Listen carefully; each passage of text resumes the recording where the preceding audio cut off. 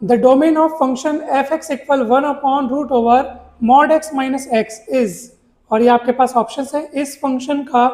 Domain क्या होगा ये हमको बतलाना है। किसी भी फंक्शन का डोमेन x के उन सभी वैल्यूज का कलेक्शन या उन वैल्यूज का सेट होता है जिनके लिए फंक्शन डिफाइंड हो सके,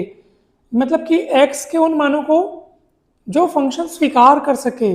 उन्हीं मानों के सेट को हम लोग बोलते हैं फंक्शन का डोमेन। तो प्रश्न ये है कि यहाँ पर फंक्शन x की कौन कौन सी वैल्यूज को स्वीकार कर सकता है। तो ऑब्वियस सी बात है, आप देख रहे हैं रूट, तो रूट के अंदर नेगेटिव चीज, तो नेगेटिव रियल नंबर तो नहीं होना चाहिए, क्योंकि नेगेटिव रियल नंबर्स का स्क्वायर रूट जो है वो डिफाइंड नहीं है, वो फिर इमेजिनरी हो जाएगा। तो हमें इस बात का भरपूर ध्यान रखना है कि रूट के अंदर की चीज को सदैव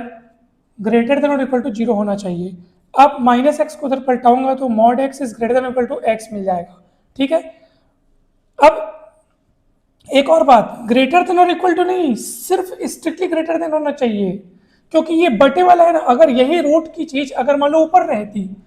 मान लो ये बटे में नहीं रहता बल्कि ऊपर रहता, तब मैं बोलता हाँ ठीक है भैया रूट के अंदर है तो नेगेटिव नहीं होना चाहिए, ग्रेटर देन और इक्वल टू चलेगा। मगर ये नीचे है ना, तो नीचे है तो फिर ये तो 0 भी नहीं होना चाहिए, नेगेटिव तो नहीं होना चाहिए, रूट के कारण तो नेगेटिव नहीं होना चाहिए, लेकिन बटे में होने के कारण अब ये 0 भी नहीं होना चाहिए, क्योंकि अगर 0 हुआ तो 1/0 फिर क्या हो जाएगा, अनंत हो जाएगा। तो इसको 0 भी नहीं होना चाहिए, यानी कि ये स्ट्रिक्टली बड़ा होना चाहिए, शून्य से स्ट्रिक्टली बड़ा होना चाहिए। तो इस हिसाब से आपको mod x is strictly greater than x मिलेगा, और ये आपको बतलाता है कि एक्स हर हाल में नेगेटिव होना चाहिए। अब आप कहेंगे ऐसा क्यों, क्योंकि देखो मॉड एक्स इक्वल एक्स होता है कब, जब x जो है ग्रेटर देन और इक्वल टू 0 होता है, और मॉड x इक्वल क्या होता है, माइनस एक्स कब होता है, जब x इज लेस देन 0 होता है। तो यहाँ पे मॉड x इक्वल x नहीं दिख रहा है, ठीक है, मतलब x जो है ग्रेटर देन और इक्वल टू 0 नहीं है, ये वाली यहाँ पे चांसेस, क्योंकि मॉड x अगर माइनस एक्स रहेगा,